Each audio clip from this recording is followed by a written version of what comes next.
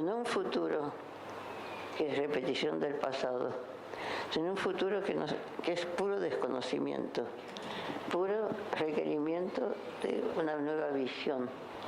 Nosotros hemos pecado, a eso sí creo que hemos exagerado, con el asunto de que el presente está creado por el pasado. Tiene marcas del pasado. Algunas marcas puede ser que tiene, pero es un presente que es menos presente, porque no altera, sino que complejiza el pasado. Mientras que el presente es un presente, el de todo momento de la vida, que no tenemos un referente en nuestro pasado. Es decir, no tenemos un referente en nuestro pasado de manejar una tablet, ¿no? Eso no existía. Entonces, ¿qué hacemos con eso? ¿Decimos que es igual a la máquina de escribir? No. O a Gutenberg, lo que quieran. No es. Entonces tenemos que aceptar que suceden cosas en el mundo actual que no están incluidas en nuestro pasado y que nos conflictúan y que nos exigen un nuevo vocabulario, que es un poco el que aparece en el título de ustedes de hoy, ¿no? Quería preguntarle, a ver, si consideramos que estamos atravesados por una época a predominio de funcionamiento narcisista, si usted considera que eso marca un sello diferencial en las problemáticas de parejas vinculares, familiares hoy día, si es una cualidad particular de la época, mayor rechazo a la alteridad del otro, mayor dificultad para escuchar al otro en su alteridad radical. Si estas problemáticas, digamos, de predominio yo ideal o de narcisismo, usted las puede constatar en las problemáticas que asiste en la clínica, en su práctica como psicoanalista de pareja y de familia. A ver si te entiendo. Sí. ¿Vos decís que ahora es más que antes, que rechazamos? Yo digo que sí, pero bueno, estamos... Pero vos decís la que pregunta sería, rechazamos, sí, que somos más narcisistas que antes. Sí. Eso bueno, no, son hipótesis. Vamos a... Me interesa saber qué piensa usted. Me interesa saber si considera. Yo no tengo respuesta. No sé si somos más o menos. Yo tengo la impresión, soy tal vez más esperanzada. Tengo la impresión de que, aunque seamos un poco duros, hay como más apertura para hacer entrar la alteridad y la genialidad del otro. Que nos falta cuerpo teórico, que no sabemos bien qué hacer y que decimos esto es parecido, esto es lo mismo, pero que también se sabe que no es exactamente lo mismo. Es decir, que damos lugar. Tengo la impresión en ese nivel de narcisismo que era más, que la teoría del narcisismo cabía mejor en la época de Freud que ahora. Es decir, todo remitirlo a uno. Yo creo que hoy en día se sabe que existe el otro, el ajeno, que se maneja mal, que se maneja con prejuicios, se maneja no aceptando diferencias, inventando conceptos como la grieta. Pero existe diferencias que no sabemos cómo manejar esas diferencias, porque es difícil no remitirlo a que ya lo sabemos. Hay personas que dicen, sí, eso que me contaste es lo mismo que... No puede ser lo mismo que el otro, ¿no? A veces pongamos, la asaltan a uno y te lo cuenta una amiga y dice, sí, es lo mismo que le pasó a la... No, yo te quería contar lo mío, que me saltaron a mí. Dice, no me escuchás porque me remitís a lo que ya otro pensó. Entonces, nunca puede ser lo mismo. Pero hay una tendencia ante la dificultad de aceptar lo no conocido, a decir que es parecida. Que políticamente también pasa, digamos, es lo mismo que pasó en tal época. No puede ser lo mismo, el mundo cambió, las relaciones internacionales cambiaron. Nunca puede ser lo mismo que hace 10 años, o 20 o 50. Tendrá algunos parecidos, porque se llama política, pero no es lo mismo. En una entrevista que le hizo Página 12 en 2018, usted hizo un comentario que me pareció muy interesante, que es que hoy día su propuesta psicoterapéutica, más que apuntar a resolver conflictos, es apuntar a amigarse con los conflictos. Algo dijo, pero me gustaría que amplíe un poco más cómo piensa esta idea de amigarse. ¿En página 12? Usted lo ha dicho. Tengo documentación que lo comprueba. Pero es cierto. ¿Y cómo se llama eso? Usted habló de, ¿lo recuerda? Que habló de amigarse con los conflictos como una propuesta. Sí. El término es mío, sí. Por eso. La idea es que... yo no dije que fue mío ni nadie se lo ha robado. Las cosas que fue a buscar este hombre. Terrible. Bueno, en realidad el tema es lo que vengo hablando, digamos. Yo cuando empecé a ser analista creía que yo tenía que resolver conflictos de algún tipo. Muchos historiadores, por ejemplo, y lo digo con respeto, de la escuela inglesa, tienen eso, digamos, tienen algo que es muy lindo, que es ejercicios clínicos así muy finos, muy detallados, en que el paciente empieza confuso, etcétera, etcétera, y termina el análisis con el sueño justo que hacía falta para cerrar el broche. Yo nunca tuve un paciente así. Pero es respetuoso lo que digo, porque la verdad que la sutileza con la que van manejando y la forma de incorporar el último sueño está muy bien. Desde ya no es como trabajo yo, porque justamente no podría hacer eso, sino podría decir, bueno, que alguien se maneja mejor con sus conflictos sin reducirlos, sino aprendiendo de ellos. Entonces me parece que el término aprender de los conflictos o amigarse, ¿no? Es estar viviendo en permanente complejidad, en permanente incertidumbre, porque no voy a llegar nunca a un cierre, algo sólido que ahora la tengo, ¿no? Sino que, cada vez se me va a cobrar, por lo mismo que están ustedes acá. Si ustedes dijeran, con lo que yo sé, me alcanza, no valdría la pena que vengan a un congreso, porque ya saben todo. Uno va, a medida que estudia, tiene más ganas de aprender, o más incógnitas, que es lo que lleva a que uno siga adelante. Se nos complica mucho más el mundo a medida que vivimos. A buenas horas, digamos. El problema es cuando se trata de que el mundo no nos complique más, que es los comentarios en general que dicen, ay, ahora descanso tranquila. No puede descansar tranquilo. Uno permanentemente está como convidado a conectarse con dificultades, pero que son los desafíos. Es como un deportista dijera, bueno, como gané esto, ya está, ya me consagré. No, le da ganas de hacer más ejercicio, y lo mismo nos tiene que pasar a nosotros. Sí, nosotros nos tenemos que ir complejizando cada vez más y se nos abren mundos mucho más difíciles. Y creo que en este momento, con lo que sabemos, el mundo para un analista es mucho más difícil, porque los chicos no están ubicados donde estaban, los sexos tampoco, las parejas no se forman igual que antes, la subjetividad social en todos sus sentidos cobra diferentes, o enfrenta diferentes conflictos. Hay una cantidad de situaciones nuevas que hacen que la extranjeridad y la ajenidad del mundo nos complica mucho más la vida y nos interesa mucho más también, ¿no? Digamos, es un estímulo muy importante para vivir. Muchas gracias, Janine. Vamos a abrir ahora el espacio de conversación con el público. Los que pedimos que levanten la mano y va a acercar su micrófono a quien quiera hablar. Estudiaron tanto como... ¿Cómo? A ver si estudiaron tanto como él. Ya me vienen los rivales ahora.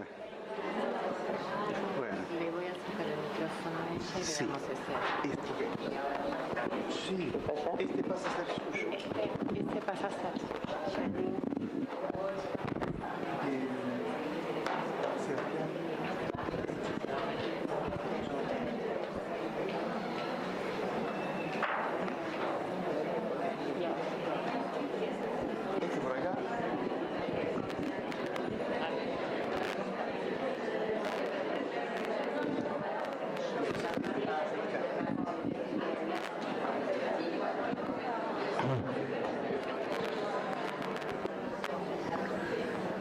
Bueno, Janine,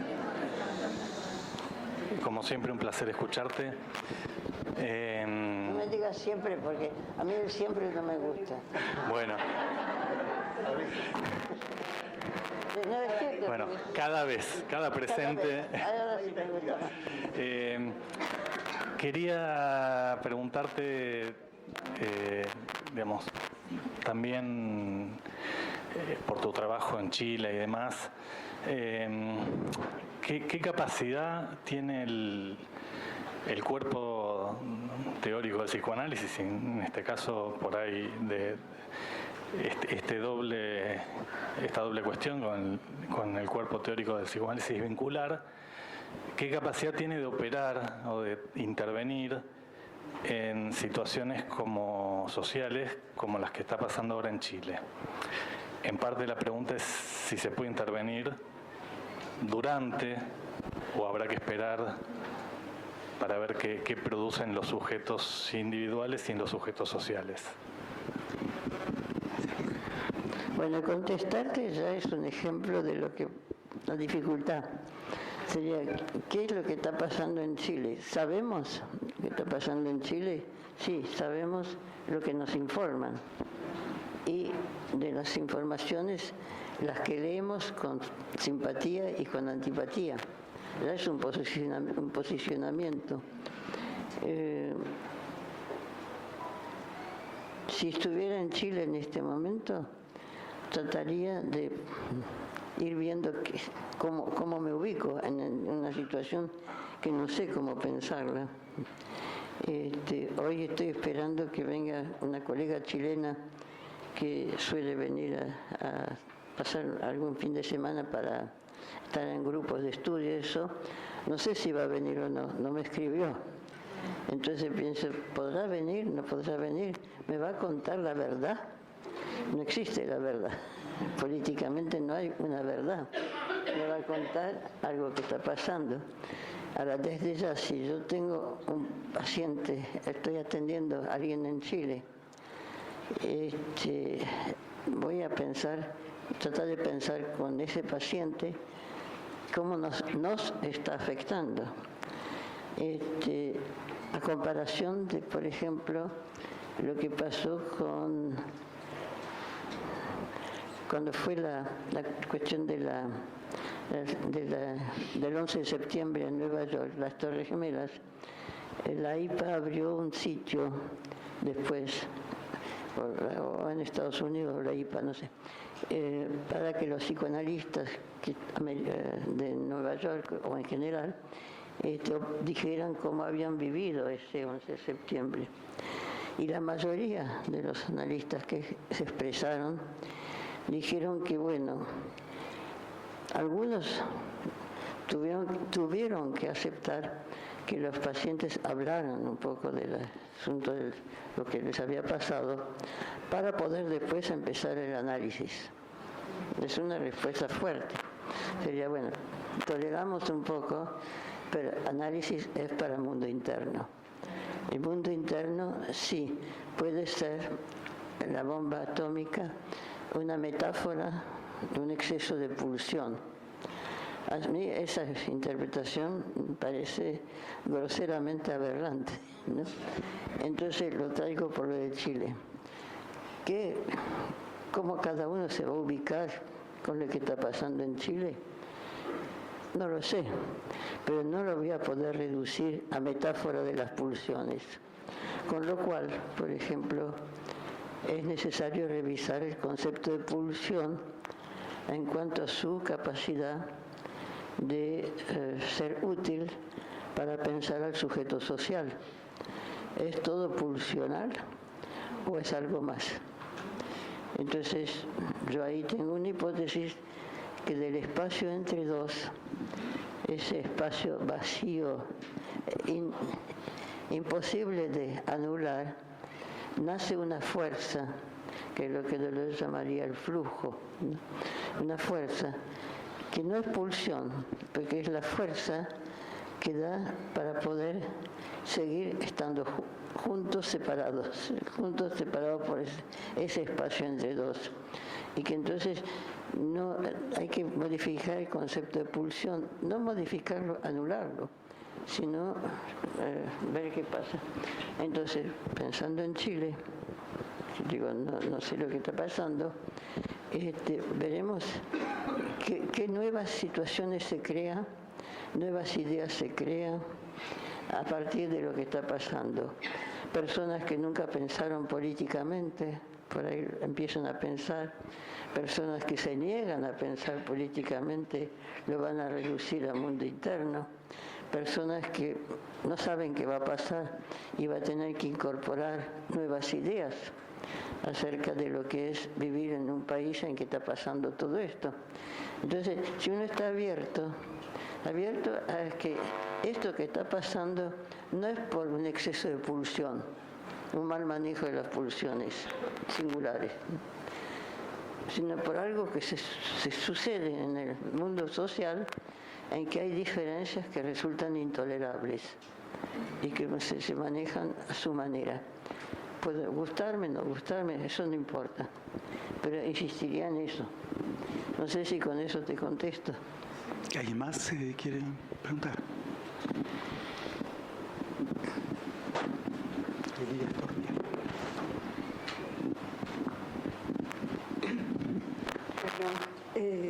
Un placer volver a escucharla nuevamente y me quedé pensando, Janine, en que usted diferenció mundo interno, digamos, y mundo social o sujeto social. Me gustaría poder escucharla más. ¿Cómo piensa, digamos, en esta superposición? O por lo menos desde mi postura siempre lo he considerado como un ir y venir desde el mundo interno al mundo social o al sujeto social, y qué incidencia considera usted en estos momentos. Un placer escucharlo. Es cierto que es el punto delicado de lo que estoy planteando, porque es una superposición que no nos deja nunca tranquilos. Porque si me ocupo, incluso en una sesión individual, vincular o lo que sea, de lo que se llamaría el mundo interno, me va a quedar afuera lo que es ser sujeto vincular, sujeto otro. Si me ocupo solamente de intervenir, me voy a quedar mal con lo de interpretar. Con lo cual, yo estoy viviendo en una sesión una permanente incomodidad. Incomodidad útil, incomodidad que estimula, porque no es reconciliable, son lógicas heterólogas y no las tengo que reducir a homólogas. Entonces tengo que vivir permanentemente con una cierta inquietud o incomodidad, en que si intervengo de esta manera, no intervengo del otro, me va a quedar siempre algo afuera. Y es así la vida. Siempre queda algo afuera. Sí, acá, señora. Mis respetos, señora. Sí. Y mis respetos también a Osvaldo por las preguntas. Yo seguía en la misma línea de lo que pregunta ella. En cuanto al sujeto singular y sujeto social, yo lo pensaba en cuanto a lo público y lo privado, y cómo ve hoy en día el tema de la relación entre lo público y lo privado. Lo pensaba en el sentido de que los millennials hoy en día se constituyen mucho a través de las redes, a través de lo público. Y en ese sentido también coincidía con mi visión, con Osvaldo, si no hay un exceso de exhibición narcisista, pero que a lo mejor tiene que ver con cómo se constituye uno en un medio donde uno se constituye desde lo público, ¿no? No sé si fui claro. Claro, yo no creo que sea exhibición narcisista, que lo que antes era pudoroso, pongamos la sexualidad, en la época de Freud, fue todo un descubrimiento, entre comillas, pero fue descubrimiento que, bueno, podía traer conflictos, que era vergonzoso, pudoroso, traumático, etc., ¿no? Hoy en día los chicos saben más que uno, digamos, de la sexualidad. Si los padres les quieren enseñar, dicen, yo ya sé, porque tienen el interior del vientre de la madre, que para Freud era de las fantasías originarias, digamos, una de ellas, la curiosidad por los chicos saben, y los padres saben también, porque, digamos, ven el bebé, entonces, desde que está gestionado, lo ven. Con lo cual hay que desplazar la curiosidad a otro lado. Curiosidad creo que es un elemento necesario de la vida. Freud descubrió las fantasías originarias a partir de la curiosidad por la sexualidad de los padres, etc. Hoy en día esa curiosidad no tiene ese mismo sentido, pero curiosidad sigue habiendo. Curiosidad científica, digamos, que el mundo no termina con nosotros. Curiosidad por lo que estamos haciendo en este momento. Osvaldo es un curioso. ¿Eh? Intelectual, curioso, pero es de curiosidad útil, ¿no? Con lo cual se han inventado nuevos términos para hablar de las exhibiciones, no narcisistas, sino que el pudor no está puesto en el mismo lugar. Entonces, pudor yo creo que son de esos sentimientos que siguen habiendo, pero no con lo que aprendimos nosotros, que nos daba pudor, sino que con algunas cosas nuevas que puede ser, pongamos, no ser ni homosexual, ni queer, ni trans, ni esto, sino ser, qué sé yo, ¿cómo se llamaría? Normal. Puede dar cierto pudor. Entonces, habría que ver en cada caso, cada situación, dónde está el pudor y dónde está la dificultad. Por ejemplo, hoy, hablar de política, hoy, me refiero hoy, este día de hoy, ¿no? Hablar de política acá, en este momento, no cabe, digamos, que podamos empezar a hacer una discusión política acerca de qué nos gusta, qué no nos gusta, porque sabemos que rápidamente se armaría toletores impresionante, ¿no? Entonces no lo hacemos. Pero lo mismo pasa en los medios más reducidos, ¿no? Como en que son temas difíciles. ¿Da pudor? No sé, da algo que es un contacto con diferencias que no sabemos cómo manejar y que permanentemente uno trata de reducir a que una es mejor que la otra. Y eso es reducir. Ahora, no lo veo como exhibiciones narcisistas, sino que lo que antes daba pudor, hoy en día no da pudor. Pero el pudor existe. Creo que son sentimientos humanos, como la curiosidad son sentimientos humanos, pero se despliegan en otros territorios, ¿no? Vamos a dar lugar a un par de preguntas breves, si las hay. Bueno, mi nombre es Alejandra Casín. Quería traer una pequeña viñeta clínica, pero porque me parecía que era muy pertinente, muy pequeña, ¿no? Una paciente que viene de Venezuela, que está acá trabajando y en una situación donde se está organizando, se acaba de separar, y frente a una posibilidad de quiere traer a su familia, el resto de su familia, en un momento me dice, en una clase que había escuchado sobre fertilización asistida, dice, ¿sabes qué? Me dice, pensé que también escuché por ahí que puedo vender mis óvulos. Vender mis óvulos. Y realmente para mí fue como es como esto de volver a pensar en estas nuevos interrogantes, ponerse a explorar ahí, porque por ahí mi primera respuesta, bueno, óvulos, no es vender aros, no es desprenderse, pero me parece que es algo como para volver a esto de qué nos interpela, ¿no? Volver a pensar, bueno, esto que decía, bueno, nosotros, el psicoanálisis no es algo estanco, es algo dinámico y algo en el cual nosotros tenemos nuevos interrogantes y nuevas cuestiones, ¿no? Para pensar. Digo, la verdad es que ahí, bueno, será algo para pensar. Yo pienso que a vos te tiene que haber chocado un poco. Por eso, pero digo, es interés. Claro, pero digamos, te choca, pero a esa persona no. Es un paquete más. ¿Lo va a dejar en Venezuela o se lo trae acá?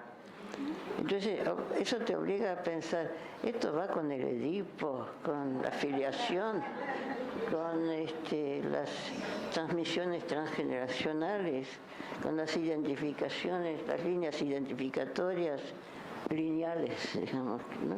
Todavía, a veces, una pareja separada todavía se aceptaba, pero traer los óvulos para usarlos cuando corresponda, o cuando le parezca. ¿Tenemos hipótesis para hacer eso? Bueno, esos son desafíos. Digamos, o lo aplicás rápidamente, que es deshumanizado, o decís, bueno, yo tenía idealizado que los óvulos no se exportaban en una valijita. Bueno, entonces, ¿qué hago? ¿No es una transgresión? No, tampoco. Es algo nuevo que está pasando. Pero si esos chicos, esos embriones, terminan siendo bebé, el analista le va a decir que está buscando a su padre, tiene que reconocer a su padre, parece que sería un disparate, ¿no? Pero entonces va a tener que pensar en funciones parentales que no dependen ni del sexo ni de las alianzas varias que puede haber habido, sino funciones parentales que tienen que ver con la familia. Y esas funciones parentales las puede desempeñar cualquiera en cualquier momento. Digamos, puede ser amigos, hijos que ocupan la función parental, con lo cual ya no puedo pensar en la estructura familiar inconsciente que le gustaba tanto a Isidoro, sino que tengo que pensar en funciones parentales en el devenir, que se van creando a medida que algo va pasando y que no son fijas. No es que dependen ni del sexo ni de la edad de los personajes que componen un núcleo familiar, sino de quién es capaz de construir una función parental. Y que tampoco la construye para toda la vida. La construye en ciertos periodos y en otros no. Pero es decir, ¿cómo? Ayer podía, sí, ayer podía, hoy no. Es decir, que hay un devenir permanente que nos mantiene alerta y que nos aleja de cualquier, sin decir que los desaloja del todo, de cualquier funcionamiento estructural, en el cual los lugares son fijos, sabemos a qué atenernos, sabemos cómo va a seguir, evolución que podemos pronosticar. Por eso cuando hablaron, me dijiste lo de siempre, dije, para mí hay cosas en el vocabulario cuando te dicen, siempre me pasa. Digo, no puede ser. No puede ser que me pase siempre. Nunca, siempre, jamás. Son palabras que son indicadores de una paralización del tiempo, ¿no? Entonces, yo escucho ahora, cuando escucho a un paciente, escucho ciertas palabras empleadas en el vocabulario de los pacientes que son negación del fluir de la vida, negación del cambio. Y que, bueno, no siempre es fácil dirimir. Digamos, no sé qué le diría a la persona que no sabe si trae los óvulos o los embriones congelados o no. Pero bueno, sería un desafío. No sé si le diría que está mal o está bien, o que es deshumanizado. Diría, bueno, que la verdad que exilarse es un conflicto. Y encima, bueno, está algo de los óvulos. Bueno, muchas gracias, Janine. Me estaba acordando de un paciente que me dice, estoy angustiado por la situación política. ¿Eso está bien? Me pregunta. Digo, mira, no es algo que me compete a mí decirte si está bien o está mal que te angusties por la política. Pero hay una parte que vas a tratar de resolver acá en tu análisis, pero hay otra que no la vas a poder resolver solo, la vas a tener que resolver con otros en la vida política. La pregunta es, ¿no hay una estigmatización por algo que vos ya dijiste con respecto a los conflictos? ¿No hay una estigmatización del sufrimiento, de la angustia? Es decir, como si fueran signos de un mal, de algo que no funciona bien, ¿no es cierto?, de un trastorno, cuando en realidad en este caso estaba siendo signo de una sensibilidad de este paciente y de un motor hacia alguna actividad, más allá de el punto subjetivo en el que estaba anclando esa angustia. Sí, está bien. La idea es que es un paciente que se da cuenta que vos sos abierto y que no sabe bien cómo se trata y que todavía piensa que sabe más de psicoanálisis de lo que uno cree y está un poco aburrido de que los analistas digan esto no es análisis, esto no es tema de análisis. Entonces sabe que vos no sos así, pero estás seguro. Entonces te dice, ¿está mal o está bien? Entonces vos le decís bien, le decís, bueno, eso lo vas a tener que resolver entre otros, es decir, tiene que ver con tu vida social, pero él lo quiere resolver también contigo. Es decir, sí, bueno, ¿se puede hablar de política acá? Hablar de política no quiere decir ponernos de acuerdo, pensar lo mismo, tenerla precisa, etcétera, sino hablar de las angustias que me crea un cierto clima como los de Chile o la situación actual política, y no sé si sabes tratarlo, porque el psicoanálisis que yo conozco, diría el paciente, no se ocupa de eso. Entonces estoy haciendo una transgresión, como eso no se hace. No, sí, eso se hace, pero hay que saber cómo se hace. No te vas a poner a discutir con él si preferís esto o lo otro, pero sí cuál es el conflicto. Y si política es conflicto y nosotros nos ocupamos de conflictos, cabe ocuparse de eso. Entonces cabe ocuparse, no por eso opinar vos cuál es tu posición, pero tu posición es que es un tema que preocupa, ¿y por qué no? Antes de darle la palabra a Miguel como cierre de la actividad, no quiero dejar de volver a agradecer el placer y la satisfacción que nos da contar con usted y haber podido compartir esta conversación. Es un honor. Muchísimas gracias.